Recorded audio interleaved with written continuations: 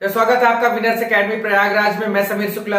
आज हम लोग बात करेंगे सिंटेक्स के एडजेक्टिव पार्ट की। एडजेक्टिव जिसको हम लोग विशेषण के नाम से जानते हैं, यानी जब कोई एक ऐसा शब्द जो किसी नाउन और प्रोनाउन की विशेषता बताने के लिए आता है उसे विशेषण कहा जाता है। या हम लोग इंग्लिश में इसको बोलते हैं a word which is used to modify और क्वालिफाई ऑफ नाउन और प्रोनाउन या अबाउट नाउन और प्रोनाउन इज कॉल्ड एडजेक्टिव।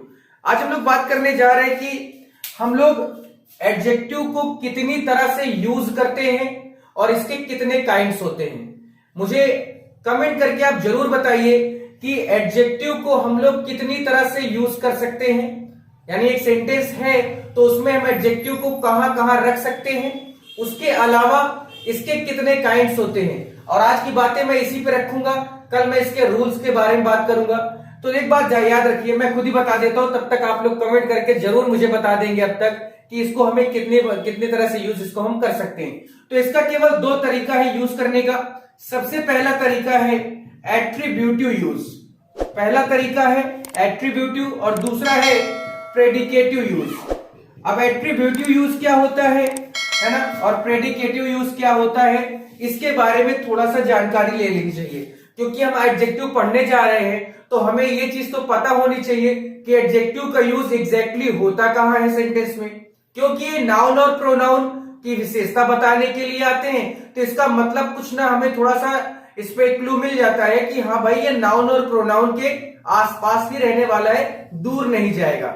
लेकिन मैं आपको ये भी बताऊंगा कि एक बहुत बड़ा सा सेंटेंस हो उसमें भी कैसे हम लोग एडजेक्टिव को फाइंड आउट कर सकते हैं, कैसे पहचान सकते हैं, क्या उसकी कंडीशन है, कितने तरह के होते हैं। ये सारे सवालों का जवाब वीडियो के लास्ट तक आपको मिल जाएगा। तो प्लीज वीडियो को लाइक करना, शेयर दोस्तों के पास जरूर कर देना, यूपी बोर्ड वालों हो, है ना।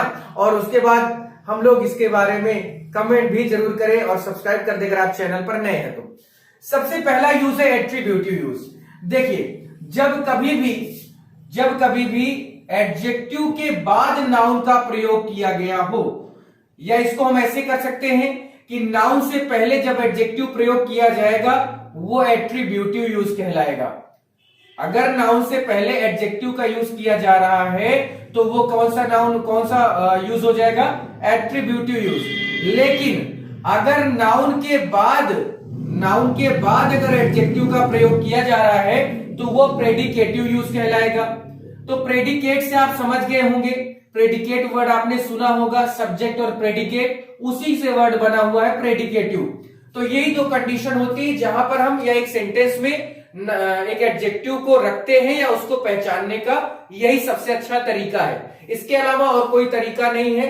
बाकी सारी चीजें आप कर भी सकते हैं, तमाम तरह के जोड़ घटाना गुणा भाग कर सकते हो, लेकिन सबसे अच्छा तरीका है कि अगर हम पहचानना चाहते हैं एक सेंटेंस में एडजेक्टिव कहां है तो या तो नाउन से पहले आ जाओ या तो नाउन के बाद आ जाओ, क्योंकि एडजेक्टिव का यही स्थान है और नाउन और प्रोनाउन की बातें ही या विशेषता ही एडजेक्टिव के बताने का कार्य होता है। अब देखिए, जैसे पहले वाले का एग्जाम्पल है कि द टॉल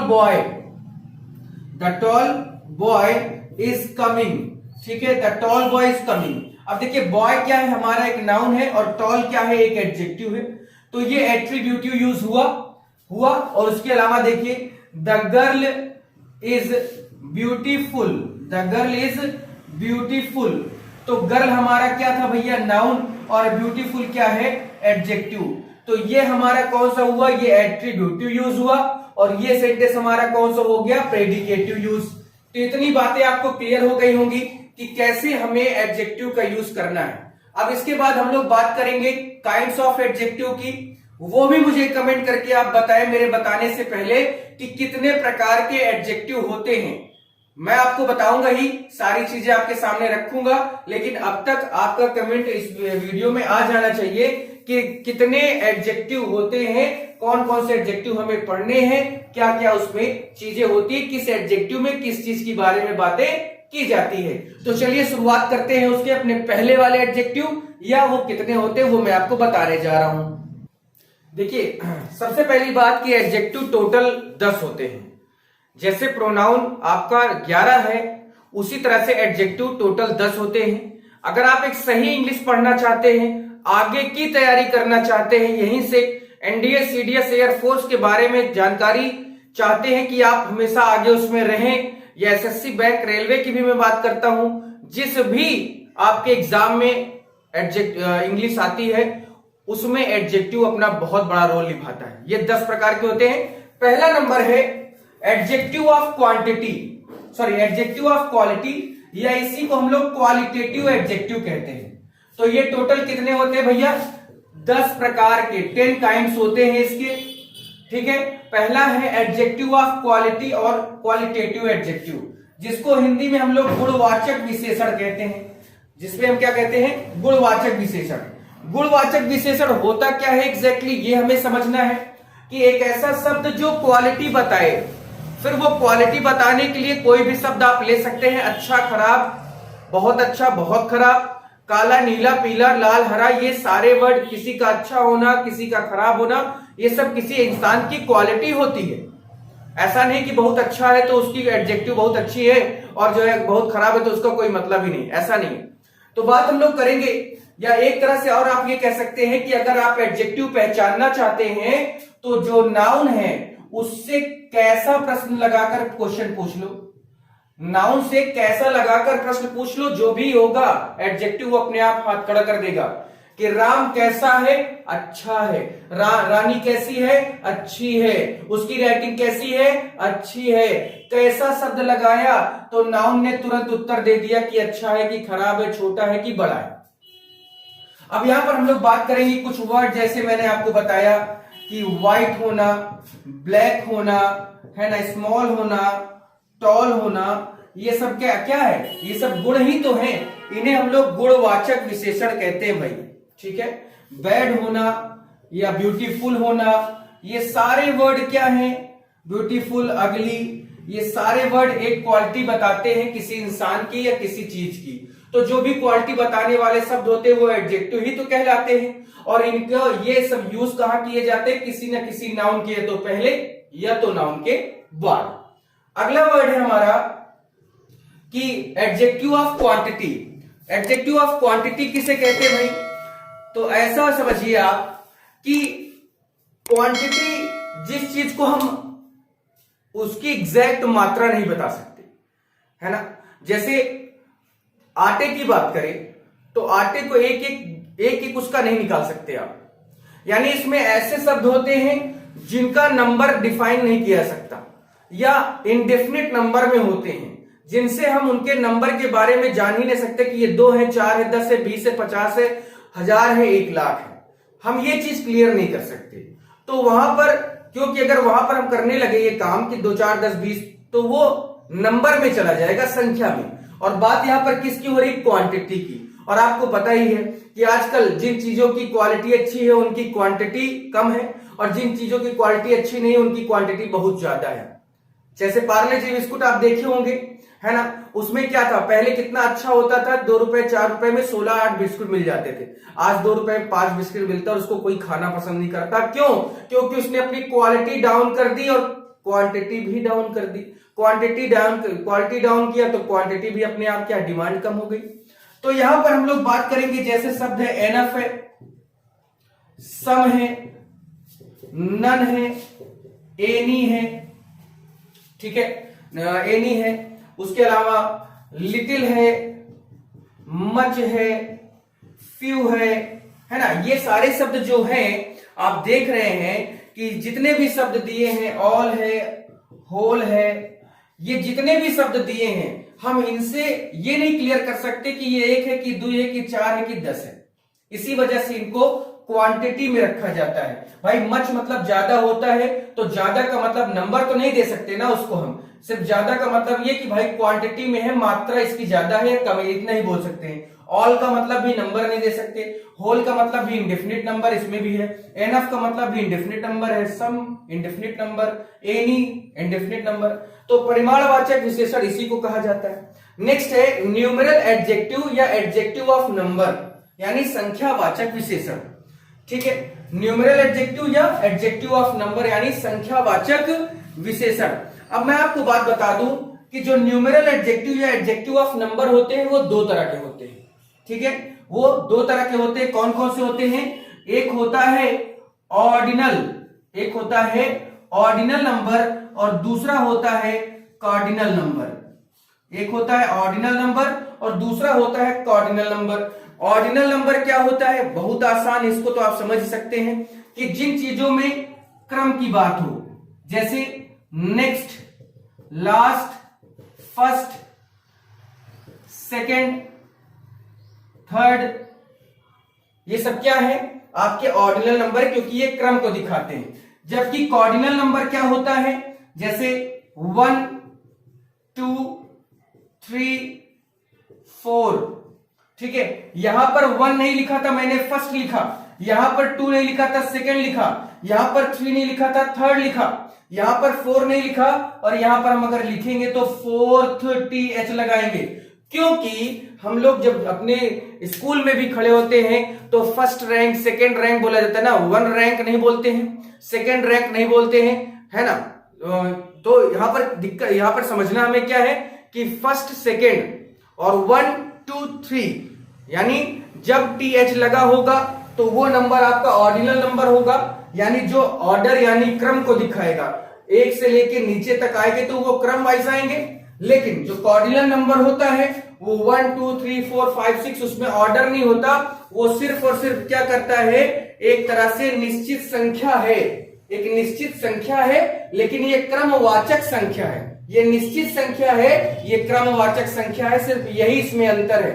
अभी इनके यूजेस भी खूब है, इनके यूजेस हम लोग देखेंगे, समझेंगे, जानेंगे, पढ़ेंगे भी।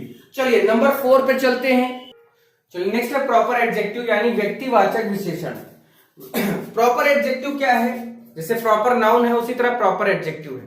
प्रॉपर नाउन से ही प्रॉपर एडजेक्टिव बना हुआ है। जैसे हम लोग किसी देश में जाते हैं या हमारे भारत के कोई जैसे प्रधानमंत्री दूसरे देश में जाते हैं तो वो क्या कहे जाते हैं? Indian prime minister. अगर अमेरिका को कोई प्रेसिडेंट भारत आता है तो उसको क्या कहते हैं? अमेरिकन प्राइम मिनिस्टर, क्योंकि अमेरिकन होना उसकी विशेषता है, इंडियन होना यहाँ की विशेषता है। तो यहां पर बातें कुछ ऐसी ही लिखी जाएंगी कि जैसे इंडियन हो गया, इंडियन, ठीक है, या अमेरिकन हो गया, अमेरिकन, या जैसे हम लोग कहें कि चाइनीज हो गया, जापानीज हो गया, ठीक है, चाइनीज, जापानीज, ये जो वर्ड है ना, ये सब क्या है? जैसे रसियन हो गया। अब देखिए, इंडिया में रहने वाले को इंडियन, अमेरिका में रहने वाले को अमेरिकन, चाइना में रहने वाले को चाइनीज, जापान में रहने वाले को जापानीज, रूस में रहने वाले को रसियन बोलते हैं। ये इनका अपने देश से बिलोंग करना ही इनकी पहचान होती है, और यही इनकी सबसे बड़ी क्वालिटी होती है। इस वजह से जब ये शब्द आएंगे तो हम इनको प्रॉपर एडजेक्टिव कहेंगे। पजेसिव एडजेक्टिव क्या होता है? अधिकारवाचक विशेषण। पजेसिव एडजेक्टिव क्या होता है? इस अधिकारवाचक विशेषण। बहुत सारे बच्चे मेरे इसमें कंफ्यूज होते हैं कि माई और माइन होता क्या है, तो आज की डेट से वो कंफ्यूजन दूर कर लेना। माई जो होता है, या हिज जो होता है, या हर जो होता है, या आवर जो होता है, या योर जो होता है, ये सब क्या होते हैं? ये पजेसिव एडजेक्टिव होते हैं भैया। ये क्या होते हैं? Possessive adjective. जबकि माइन और हिज और हर्स और आवर्स और योर्स, ठीक है, ये पजेसिव प्रोनाउन होते हैं। मैंने आपको पढ़ाया है, प्रोनाउन का वीडियो देख लेंगे तो आपको क्लियर हो जाएगा, ठीक है। अब दोनों में अंतर क्या है? यही सबसे बड़ी बात है। तो भैया पजेसिव एडजेक्टिव के बाद हमेशा एक नाउन आता है, तभी वो पजेसिव एडजेक्टिव कहलाएगा, क्योंकि ये नाउन की क्वालिटी बताने के लिए आते हैं या नाउन्स के साथ अपना अधिकार बताने के लिए आते हैं। जबकि पजेसिव प्रोनाउन के बाद कभी भी किसी भी नाउन का प्रयोग नहीं किया जा सकता। जैसे this is my book, this is my book, my के बाद बुक एक नाउन है, लेकिन दिस इज माइन बुक नहीं कहते। कहते क्या है कि दिस इज या दिस बुक इज माइन कहा जाता है। क्लियर हुई बात? दिस बुक इज माइन कहा जाता है। This book is this is her books, her book कहते हैं, लेकिन दिस बुक इज हर्स कहा जाता है। तो यहां पर क्लियर हो गया होगा, दोनों में अंतर भी मैंने यहां पर स्पष्ट कर दिया, बता दिया। अगला है इसमें डिस्ट्रीब्यूटिव एडजेक्टिव यानी संबंधवाचक विशेषण। संबंधवाचक विशेषण। तो इसमें आप कुछ वर्ड आएंगे, जैसे आपको बता दूं, ईच आएगा, आइदर आएगा, नाइदर आएगा, ठीक है, ईच हो गया, आइदर हो गया, नाइदर हो गया, ठीक। ये वर्ड है एवरी हो गया। ये 4 शब्द आते हैं जो डिस्ट्रीब्यूटिव एडजेक्टिव में आते हैं संबंध बताने के लिए। खैर इसका कोई बहुत बड़ा रोल नहीं, इसलिए परेशान होने की जरूरत भी नहीं है। 7वां नंबर है डिमॉन्स्ट्रेटिव एडजेक्टिव यानी संकेतवाचक विशेषण। तो भैया आपको याद होगा डिमॉन्स्ट्रेटिव प्रोनाउन भी मैंने पढ़ाया था, जिसमें दिस और दैट का यूज बताया था कि दिस का यूज पास की चीजों के लिए होता है, जैसे मैंने कहा दिस इज माई बोर्ड, लेकिन यही बोर्ड कहीं और जगह पे है तो मैं कहूंगा दैट इज माई बोर्ड, क्योंकि दिस का जो यूज होता है वो पास की चीजों के लिए होता है, जबकि जो दैट का यूज होता है वो दूर की चीजों के लिए होता है। तो दिस दैट हो गया। यहां पर इसमें कौन कौन से वर्ड आते हैं, दिस है, इसी का प्लूरल होता है दीज, इसी का प्लूरल होता है दीज, दैट है और इसी का प्लूरल होता है दोज। इसके अलावा सेम है, SAME, सेम है, या इसको हम लोग द सेम भी कहते हैं। सच शब्द है, सच, SUCH, ठीक है। ये सभी शब्द क्या है, सर्टेन है, ए सर्टेन है, मेनी है, ए मेनी है, मेनी ए है। ये सभी शब्द किसमें आते हैं, डिमॉन्स्ट्रेटिव एडजेक्टिव में। चलिए 2-3 और बचे, उसको भी देखते हैं कि वो क्या है भाई। चलिए अंतिम के 3 है इंट्रोगेटिव एडजेक्टिव, एम्फसाइजिंग एडजेक्टिव और एक्सक्लेमेटरी एडजेक्टिव। इंट्रोगेटिव एडजेक्टिव में क्या होता है, इसमें 3 शब्दों का यूज किया गया है, व्हाट, विच और हुज का। इसका यूज मैं आपको पूरा बता दूंगा कि इसका यूज कैसे करते हैं, कहां करते हैं, एडजेक्टिव के सेंस में कब करते हैं, ये सारी बातें मैं आपको रूल पढ़ाते समय बता दूंगा। खैर अभी आप ये जानिए कि इंट्रोगेटिव एडजेक्टिव में कौन कौन से शब्द आते हैं। एम्फसाइजिंग एडजेक्टिव में 2 शब्द आते हैं, ओन और वेरी। ओन शब्द आता है और वेरी शब्द आता है। इन दोनों में यूजेस अलग अलग होते हैं, इनका भी यूज आप रूल में पढ़ेंगे। अभी आप जाने की एम्फसाइजिंग एडजेक्टिव में होता क्या। जैसे एम्फसाइजिंग प्रोनाउन था, है ना, जब हम लोग रिफ्लेक्सिव प्रोनाउन को ऑब्जेक्ट के रूप में रखते थे तो वो एम्फेटिक एडजेक्टिव होता था, प्रोनाउन होता था। तो वही एम्फेटिक एडजेक्टिव या एम्फसाइजिंग एडजेक्टिव यानी दबाव सूचक विशेषण। और लास्ट में एक्सक्लेमेटरी एडजेक्टिव यानी विस्मयादि बोधक विशेषण। तो इसमें केवल एक शब्द आता है जिसमें यूज होता है व्हाट के बारे में। अब इनका यूज क्या है, इनके कल हम लोग रूल की शुरुआत करेंगे। रूल करीब 15-20 है, वो सारे के सारे रूल मैं आपको पढ़ाऊंगा, बताऊंगा। लेकिन प्लीज इस क्लास को शेयर कर दें जिससे सभी बच्चों तक ये बातें पहुंच जाए। 7 बजे की क्लास होती है, कल संडे है, मैं लाइव भी आपसे आके बात करूंगा जरूर। बिल्कुल परेशान मत होइए, सारी क्लासेस चल रही है, बराबर चल रही है, कोई दिक्कत आपको नहीं होने दूंगा। 20 दिसंबर से पहले मैंने कहा था कि मैं लिटरेचर या ग्रामर का फॉर्म पूरा खत्म कर दूंगा, और अभी भी मेरे पास 15 दिन है, मैं वो कर लो जाऊंगा।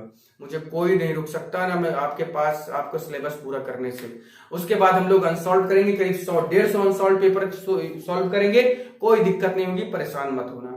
ठीक है, फिर आज के लिए इतना ही। बस क्लास को शेयर कर देना भैया, और नए हो तो कमेंट करके सब्सक्राइब भी कर देना। ठीक है, आज के लिए इतना ही। Thank you.